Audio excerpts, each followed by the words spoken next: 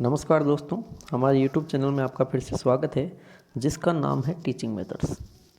आज हम देखेंगे दोस्तों गणित शिक्षण विधियों के 15 अति महत्वपूर्ण प्रश्न। तो चलते हैं पहले प्रश्न पे। पहला प्रश्न है कि गणित शिक्षण की मुख्य विधि कौन सी है। गणित शिक्षण की विधि पूछी है तो व्याख्यान विधि, प्रदर्शन विधि, आगमन निगमन विधि या उपयुक्त सभी। तो व्याख्यान विधि, प्रदर्शन विधि, आगमन निगमन यानी कि उपयुक्त सभी विधियाँ हैं वो गणित शिक्षण में काम ले जाती है। ठीक है, देखिए इनके बारे में पढ़ते हैं। व्याख्यान विधि क्या है दोस्तों। व्याख्यान विधि में शिक्षक है सक्रिय होता है ना। जो छात्र है वो केवल निष्क्रिय ही रहते हैं, केवल श्रोता है रहते हैं, है ना। व्याख्या देता है शिक्षक और बालक है वो सुनते रहते हैं। प्रदर्शन विधि क्या है। प्रदर्शन विधि में शिक्षक है चार्ट या जो आपके मॉडल है इनका प्रदर्शन करता है दोस्तों। तो ये है प्रदर्शन विधि। और आगमन निगमन विधि, ये जो दोनों व्याख्यान और प्रदर्शन है ये शिक्षक केंद्रित विधि है। ठीक है, इस चीज़ को याद रखना आप, शिक्षक केंद्रित विधि है दोनों ही। आगमन निगमन में क्या होता है कि आगमन तो आप जानते हो उदाहरण से नियम की ओर चला जाता है, और निगमन में नियम से उदाहरण की ओर चलते हैं। और इस प्रकार ये जो सारी ही विधियाँ हैं वो गणित शिक्षण की ही मुख्य विधियाँ है। तो इस प्रकार दोस्तों पहला प्रश्न का विकल्प नंबर 4 सही उत्तर हो जाता है। आगे चलते हैं प्रश्न संख्या 2 पर। प्रश्न संख्या 2 है दोस्तों, गणित शिक्षण में अभ्यास कार्य का क्या महत्व है। तो देखिए गणित में महत्व है तो किस चीज़ का, अभ्यास का ही तो महत्व है ना। गणित में अभ्यास का महत्व होता है, लेकिन पूछा ही क्या महत्व है। तो देखिए मानसिक क्रियाओं में त्वरितता आना, गणना संबंधी कुशलता में वृद्धि होना, शीघ्रता व शुद्धता से समस्या का हल निकालना या उपयुक्त सभी। तो देखिए जो मानसिक क्रियाएं हैं यानी कि मस्तिष्क से जो हम क्रियाएं करते हैं, तो जो गणित में क्या होती है, जैसे जोड़ बाकी ये होती है ना, जोड़ बाकी और गुणा या फिर भाग, ये जो गणितीय संक्रियाएं बोली जाती है, गणित के सिद्धांत है, सूत्र है ना, नियम है। तो इन सब चीज़ों में मस्तिष्क रहती है, इसलिए मानसिक क्रिया में त्वरित आएगी ना। और गणना भी करते हैं हम, ये गणना है तो गणना संबंधी कुशलता में भी वृद्धि होगी। और जो गणित में बार बार अभ्यास कर रहा है वो क्या करेगा, शीघ्रता जल्दी से और शुद्धता से समस्या का हल भी निकाल लेगा। इसका मतलब क्या, यहाँ उपयुक्त सभी बिल्कुल सही हो जाता है। तो इस प्रकार प्रश्न संख्या 2 में विकल्प नंबर 4 सही है। आगे चलते हैं प्रश्न संख्या 3 पर। प्रश्न संख्या 3 कह रहा है दोस्तों, निम्न में से किस कथन में गणित का प्रयोग नहीं हो रहा। देखिए गणित का प्रयोग किस वाक्य में नहीं हो रहा, ये चीज़ देखनी। सीता सब्जी वाले से सब्जी खरीद रही है। अब देखिए सीता सब्जी वाले सब्जी खरीद रही है, यहाँ तो गणित का प्रयोग हो रहा है, क्योंकि सब्जी वाले के पास जाएगी तो बोलेगी भाई जो भी चीज़ उसे लेनी है तो मुझे इतनी दे दो। मान लो 1 किलो आधा किलो जो बोलेगी है ना, तो वो बोलेगा भाई इसके इतने रुपए हैं, 40 है कि 50 है। तो ये चीज़ क्या है, ये यहाँ सब्जी खरीदने में प्रयुक्त हो रही, गणित प्रयोग हो रहा है। कृष्ण अपनी पुस्तकों, ये पुस्तकों है, ठीक है, थोड़ा सा टाइपिंग में हो गया गलत। कृष्ण अपनी पुस्तकों को गिन रहा है, तो देखिए पुस्तकों की संख्या गिन रहा है, तो गिनना गणना ये भी गणित में होता है। और रमन अपने पिता की दुकान का बही खाता जांच रहा है, तो दुकान में बही खाता जांच रही है, ये भी क्या है, बही खाता में भी संख्याएं आती है, तो ये भी गणित है। जबकि राहुल अपने चाचा के साथ खेत में काम कर रहा है, तो यहाँ पे कोई गणित का प्रयोग नहीं हो रहा है। ठीक है, तो इस प्रकार प्रश्न संख्या जो 3 है वहाँ विकल्प नंबर 3 बिल्कुल सही हो जाता है दोस्तों। चलते हैं प्रश्न संख्या 4 पर। प्रश्न संख्या 4 है, यदि ज्यामितीय आकृतियों का अवबोधन हो जाता है तो छात्रों के व्यवहार में क्या परिवर्तन होगा। आकृतियों का अवबोधन करना है, ज्यामितीय आकृतियों का क्या करना है, अवबोधन। अब देखिए आप अवबोधन चीज़ को समझिए क्या होता है ना, ये छात्रों है। अवबोधन क्या होता है, अवबोधन को कहते हैं कि जो भली भांति किसी चीज़ के बारे में समझना जानना, है ना, तुलना करना, वर्गीकरण करना, विभेद करना, ये सारी चीज़ें आती हैं अवबोधन में। ठीक है, तो यहाँ लिखा है इनमें से कोई नहीं तो पहले हटा लो।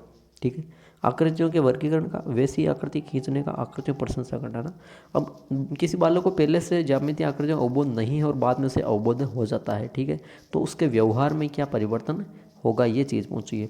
तो देखिए वैसी आकृतियाँ खींचने का, तो ये अवबोध होने के बाद वैसी आकृति नहीं खींचेगा, वो तो पहले ही खींच सकता है। और आकृतियों की प्रशंसा करना, तो ये अवबोधन से थोड़ी ना होता है। अवबोधन आ जाएगा इसका मतलब है कि वो आकृतियों को क्या करेगा, वर्गीकरण कर सकेगा, आकृतियों की पहचान कर सकेगा, अलग आकृति कौन सी है तुलना कर सकेगा, ये चीज़ें होती है अवबोधन उद्देश्य से। तो इस प्रकार जो प्रश्न संख्या 4 है वहाँ विकल्प नंबर 1 बिल्कुल सही उत्तर हो जाता है। आगे चलते हैं प्रश्न संख्या 5 पे। दोस्तों प्रश्न संख्या 5 है कि एक गणितीय शिक्षक के रूप में आप बच्चों के अभ्यास पुस्तिका की जांच किस रूप में करेंगे। देखिए शिक्षक किस सब्जेक्ट का, किस विषय का, गणित का, याद रखना। अब क्या करना है, अब जो बच्चों की जो है अभ्यास पुस्तिका की जांच करनी है, ये याद रखना। देखिए काट पीट की तो ये गणितीय शिक्षक नहीं करेगा, गणित शिक्षक को काट पीट से कोई मतलब नहीं रहता, ठीक है। अशुद्ध लिखावट की, अब शुद्ध लिखावट है कि नहीं है, अशुद्धिकरण है, शुद्धिकरण, शब्द शुद्ध है या नहीं है, वाक्य शुद्ध नहीं है, तो ये चीज़ें तो कौन करेगा, ये तो हिंदी वाला करेगा, है ना। हिंदी का जो शिक्षक होगा वो करेगा, तो ये गणितीय नहीं करेगा, तो इस पर उपयोग सभी भी हट जाएगा, बल्कि जो उचित निष्कर्ष होगा उसकी गणितीय शिक्षक बिल्कुल अभ्यास पुस्तिका का जाँच करेगा। कैसे, तो देखिए उचित निष्कर्ष क्या होता है, जैसे मान लीजिए अब गणितीय शिक्षक ने कह दिया कि भाई ये जोड़ करो, एक बच्चे को ये जोड़ करने को बोल दिया, ठीक है। अब यहाँ जो उत्तर आएगा ये क्या है, ये प्राप्त निष्कर्ष है, निष्कर्ष मतलब प्राप्त परिणाम है, तो ये सही है या नहीं है, ये उचित है या नहीं है ना, इसी की तो जांच करेगा। तो इस प्रकार जो प्रश्न संख्या 5 है वहाँ विकल्प नंबर 2 बिल्कुल सही उत्तर हो जाता है। आगे चलते हैं प्रश्न संख्या 6 पे।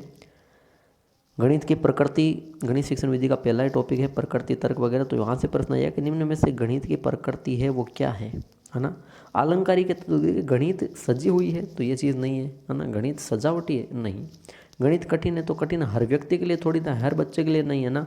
गणित जो कमज़ोर होंगे वो कहेंगे कठिन है, और यह सामान्य लोगों के लिए नहीं है, तो ये थोड़ी सी आज मिसटाइप हो गई है लिखने में, ये सामान्य लोगों के लिए नहीं है, नहीं ये चीज़ भी गलत है।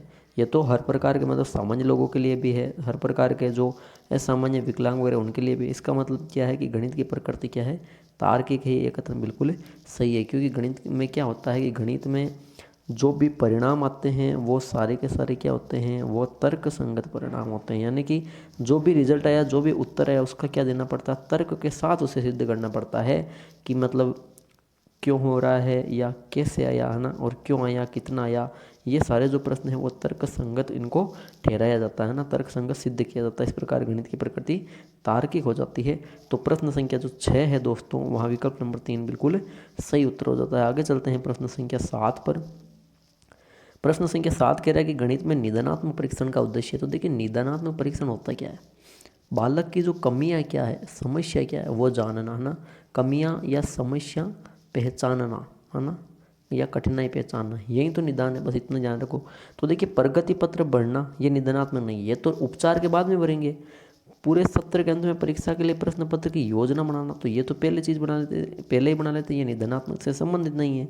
अभिभावकों को प्रतिपुष्टि देना, तो देखिए अभिभावकों को हम प्रतिपुष्टि देंगे कि आपके बालक में ये सुधार है, तो ये तो निदान के बाद उपचार होकर फिर देंगे।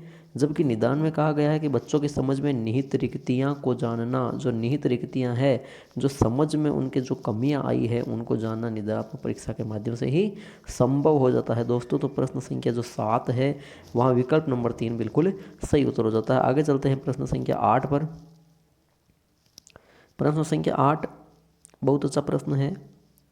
सीटेट और एचटेट यूपीटेट एग्जाम में ये 2-3 बार ये प्रश्न आ चुका है। इस प्रश्न को वहाँ से उठा, आपके जो यूपीटेट या सीटेट एफटेट है वहाँ ये लगभग कम से कम 2-2 बार आ चुका है।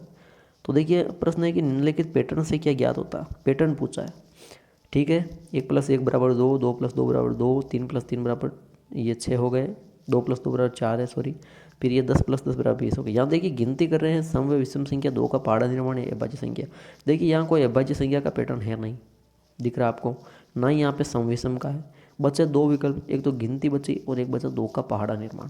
तो देखिए गिनती करते तो भाई ऐसे भी कर सकते थे कि 1 + 2 भी लिख सकते थे, है ना, या फिर 3 + 5 भी ऐसे भी हो सकती थी। तो इस प्रकार यहाँ गिनती न होकर ये दिख रहा है 2, 4, 6, फिर 8, 10, 12 ऐसे करके ये 20 आ रहा है। इसका मतलब क्या हो रहा है, वहाँ 2 का पहाड़ा निर्माण हो रहा है, ठीक है। इस प्रकार जो प्रश्न संख्या 8 है वहाँ विकल्प नंबर 3 बिल्कुल सही उत्तर हो जाता है। आगे चलते हैं प्रश्न संख्या 9 पर। प्रश्न संख्या 9 है कि गणित की तुलना धार तेज करने वाले पत्थर से की जाती है। ये परिभाषा, ये कथन किसका है। तो गणित में परिभाषा का 1-2 प्रश्न जरूर आते हैं और आएगा, इसीलिए मैं जितने भी हमने ये गणित के वीडियो बनाए हैं आपके लिए उसमें परिभाषा का प्रश्न भी रखा है बिल्कुल। तो देखिए गणित की तुलना धार तेज करने वाले पत्थर से की जाती है, ये किसने कहा, होब्स, डटन, फ्राइड या लॉक।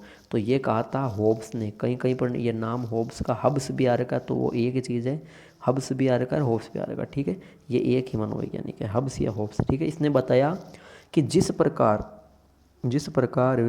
एक जो पत्थर होता है ना, वो धार से, पत्थर को मतलब वो धार मतलब एक औजार होता है, सॉरी औजार है, उस औजार को एक पत्थर है वो क्या देता है, धार देता है। औजार को पत्थर धार देता है, उसी प्रकार जो मस्तिष्क है, क्या है, मस्तिष्क है, उसको धार कौन देता है, पत्थर। यहाँ बना दिया गणित को, ठीक है, गणित मस्तिष्क धार देता। तो ये चीज़ किसने कही, ये कही थी होब्स ने, ठीक है, ये चीज़ तो कही होब्स ने। आगे है डटन महोदय। डटन ने ये कहा कि गणित है तर्क सम्मत विचार, यथार्थ कथन और सत्य बोलने की सामर्थ्य प्रदान करने वाला विषय, ठीक है, यानी कि सच बोलता है, यथार्थ वास्तविक बोलता है, तर्क सम्मत बोलता है, ये गणित है, ठीक है। और आगे कह रहा है कि जो मन या जो व्यक्ति कहता है कि गणित झूठ है, धोखा है, तो इसका मतलब है कि उसको गणित का प्रशिक्षण नहीं हुआ है, ठीक है, ये दी थी डटन ने। फ्राइड ने अपने यहाँ गणित से संबंधित कोई परिभाषा दी नहीं है। और फिर है लोक की। लोक ने क्या परिभाषा दी कि गणित वह मार्ग है जिसके द्वारा बच्चों के मन या मस्तिष्क में तर्क करने की जो आदत है, समता है, वो स्थापित हो जाती है, ठीक है। तो मन या मस्तिष्क में तर्क करने की आदत स्थापित हो जाती है, मतलब लोक हो जाती है। इस प्रकार आप याद रख सकते हो कि मन या मस्तिष्क में तर्क करने की आदत है, वो क्या हो गई, लोक हो गई, ठीक है, ये लोक ने दी थी। तो देखिए डटन का, हब्स का, लोक का, यहाँ पे एक नहीं बल्कि 3 प्रश्न, 3 परिभाषाएं आपके तैयार हो गई है। इस प्रकार प्रश्न संख्या 9 है, इसका उत्तर विकल्प नंबर 1 बिल्कुल सही हो जाता है। आगे चलते हैं प्रश्न संख्या 10 पर। प्रश्न संख्या 10 है कि खोज विधि का प्रतिपादन किसने किया था, खोज विधि किसने दी। तो देखिए खोज विधि इसे कहते हैं ह्यूरिस्टिक या अनुसंधान विधि, और इसका जो प्रतिपादन करने वाले थे प्रोफेसर हेनरी एडवर्ड आर्मस्ट्रॉन्ग थे, ठीक है, हेनरी एडवर्ड आर्मस्ट्रॉन्ग है ना। इस अनुसंधान विधि को ह्यूरिस्टिक या अनुसंधान विधि भी कहते हैं, खोज विधि भी कहा जाता है। इसमें क्या होता है, बालक है ना स्वयं अन्वेषक होता है, बालक खुद क्या होता है, स्वयं अन्वेषक होता है। अन्वेषक मतलब खोज करने वाला होता है, खुद ही खोज करता है। खोज कहाँ करता है कि समस्या का समाधान करता है वो, है ना, इस जिससे उस बालक में वैज्ञानिक और गणितीय दृष्टिकोण का विकास होता है। तो गणित शिक्षण की एक महत्वपूर्ण विधि है खोज विधि, जो प्रोफेसर हेनरी एडवर्ड आर्मस्ट्रॉन्ग ने दी थी, ठीक है। इसके अलावा जो किलपेट्रिक है, वो आपको पता है कि जो समस्या समाधान जो प्रयोजना उपागम है उसके जनक है, प्रयोजना विधि के किलपेट्रिक है, ठीक है। जॉन ड्यूवी ने तो करके सीखने पर बल दिया था, ठीक है। और थॉर्नडाइक तो आपके साइको में अधिगम के सिद्धांत में आ रखे हैं। इस प्रकार जो प्रश्न संख्या 10 है वहाँ विकल्प नंबर 1 बिल्कुल सही उत्तर हो जाता है। आगे चलते हैं प्रश्न संख्या 11 पर। प्रश्न संख्या 11 ये एक पुस्तक का नाम है, और कभी कभार एक आध प्रश्न पूछ लिया तो दिक्कत नहीं होनी चाहिए कि गणित सार संग्रह की रचना किसने की थी, महावीराचार्य, श्रीधराचार्य, भास्कराचार्य, गणेशाचार्य। तो महावीराचार्य थे, इन्होंने गणित सार संग्रह की स्थापना की थी। देखिए महावीराचार्य इन्होंने 9वीं सदी में ये पुस्तक लिखी थी। कब लिखी थी, 9वीं सदी में लिखी थी। और ये रहने वाले कहाँ के थे, ये जो महावीराचार्य है वो मैसूर कर्नाटक के में इनका जन्म हुआ था, ठीक है, मैसूर कर्नाटक में ये रहने वाले थे। 9वीं सदी में इन्होंने पुस्तक लिखी गणित सार संग्रह। उसमें इन्होंने क्या किया, जो लघुत्तम समापवर्ती होता है आपके एलसीएम होता है, लघुत्तम समापवर्ती, उसको निकालने के प्रचलित जो तरीके हैं और चतुर्भुज निकालने के प्रचलित तरीके हैं उनका वर्णन इन्होंने किया है, ठीक है। तो इस प्रकार जो प्रश्न संख्या 11 है वहाँ विकल्प नंबर 1 बिल्कुल सही उत्तर हो जाता है। चलते हैं आगे 12वें प्रश्न पे। 12वां प्रश्न है कि वह उद्देश्य जो शिक्षक गणित पढ़ाने के बाद कक्षा में ही प्राप्त कर लेता है उसे कहा जाता है। तो देखिए गणित पढ़ ली, जबकि जो सामाजिक और उसमें सामाजिक सांस्कृतिक उद्देश्य है, शिक्षण उद्देश्य है, सामाजिक उद्देश्य, उपयोग सभी। तो देखिए जो एक तो सांस्कृतिक उद्देश्य है, ठीक है, और एक है सामाजिक उद्देश्य, ये गणित पढ़ने के बाद कक्षा में ही नहीं होंगे ना, ये कहाँ होंगे, ये तो समाज में संस्कृति के जब हम संस्कृति को देखेंगे तो ये मतलब समाज में होंगे ये दोनों, तो सामाजिक और सांस्कृतिक, ना कि कक्षा में होंगे ना, तो ये दोनों तो क्या हो जाएंगे, हट जाएंगे, ठीक है। तो ये हट गए तो क्या होगा आगे, जो उपयुक्त सभी है ये भी हट गया। बचा कौन सा, शिक्षण उद्देश्य, यानी गणित ने शिक्षक ने क्या किया, गणित पढ़ाई, है ना, गणित पढ़ाई। इसका मतलब क्यों पढ़ाई, क्योंकि उसने शिक्षा में उद्देश्य अर्जित करना था इसलिए पढ़ाई। और वो क्या करा, कक्षा में उद्देश्य पूछा कि प्राप्त कर लेता है ना, प्राप्त कर लेता है, तो इसका मतलब क्या है, उसे शिक्षण उद्देश्य हम कहेंगे। तो इस प्रकार जो प्रश्न संख्या आपके 12वां है वहाँ विकल्प नंबर 2 बिल्कुल सही उत्तर हो जाता है। आगे चलते हैं दोस्तों प्रश्न संख्या 13 पे। प्रश्न संख्या 13 कह रहा है कि एक बालक आर्यभट्ट का समाज में योगदान जान रहा है, यह बालक किस उद्देश्य की पूर्ति कर रहा है। तो देखिए बालक कर क्या रहा है, आर्यभट्ट का समाज में योगदान क्या है ये जान रहा है, तो ये कौन सा उद्देश्य होगा, ठीक है, ये चीज़ें पूछी है। तो देखिए अवबोध, अवबोध तो कहते हैं भली भांति समझना, तुलना, वर्गीकरण करना, जानना, पहचानना, तो यहाँ पर इतना कुछ है नहीं। ठीक है। अभिवर्तित होती है सोच, मत, है ना, जैसे आर्यभट्ट के बारे में सकारात्मक नकारात्मक, वो चीज़ भी नहीं है। और देखिए पहले से कोई ज्ञान उसका दूसरी जगह पर उपयोग करे तो वो भी यहाँ नहीं हो रहा है। यहाँ पे बालक को आर्यभट्ट में क्या है, आर्यभट्ट में अभिरुचि है कि आर्यभट्ट ने क्या क्या किया, है ना, जानने की अभिरुचि है। तो इस प्रकार अभिरुचि उद्देश्य की यहाँ पे पूर्ति हो रही है। तो प्रश्न संख्या 13 में विकल्प नंबर 4 बिल्कुल सही उत्तर हो जाएगा। आगे चलते हैं प्रश्न संख्या 14 में। प्रश्न संख्या 14 कहता है कि गणित शिक्षण में एक अच्छी मूल्यांकन विधि वह है। देखिए गणित शिक्षण की विधि पूछी है, अच्छी मूल्यांकन विधि कौन सी है मूल्यांकन करने की, जो बालक के व्यवहार में परिवर्तन करे, पाठ्य वस्तु से संबंधित हो, है ना, पाठ्य वस्तु से संबंधित हो, या शिक्षण हेतु अपनाई जाए, या फिर उपयुक्त सभी। तो देखिए गणित शिक्षण अच्छी मूल्यांकन, अब देखिए शिक्षण विधि की बात हो रही है तो शिक्षण विधि तो हमेशा पाठ्य पुस्तक से ही, पाठ्य वस्तु से संबंधित होती है, और हमेशा शिक्षण हेतु ही शिक्षण विधि अपनाई जाती है। ठीक है। तो ये दोनों तो विकल्प ऐसे हट जाएंगे कि भाई शिक्षण हेतु अपनाई जाए। अब इसमें यहाँ कोई विशेष बात तो है नहीं, मूल्यांकन का पूछा, अब शिक्षण हेतु ही अपनाई जाएगी, तो ये दोनों हटा दो, है ना, आप उपयुक्त सभी करोगे, ये जो बिल्कुल गलत होगा। लिखा है अच्छी मूल्यांकन विधि, पूछा है, ऐसे नहीं पूछा है गणित शिक्षण में मूल्यांकन विधि की विशेषता होती है, तब तो आप उपयुक्त सभी करोगे। अगर पूछा है अच्छी मूल्यांकन विधि सबसे अच्छी वो है जो बालक के व्यवहार में परिवर्तन करे, है ना, पहले बालक नहीं सीख रहा था, अब शिक्षण में सुधार आया, तो बालक के व्यवहार में परिवर्तन हो गया, वो अच्छी मूल्यांकन विधि कहलाएगी। तो इस प्रकार प्रश्न संख्या 14 में विकल्प नंबर 1 बिल्कुल सही उत्तर हो जाता है। आगे चलते हैं प्रश्न संख्या 15 में।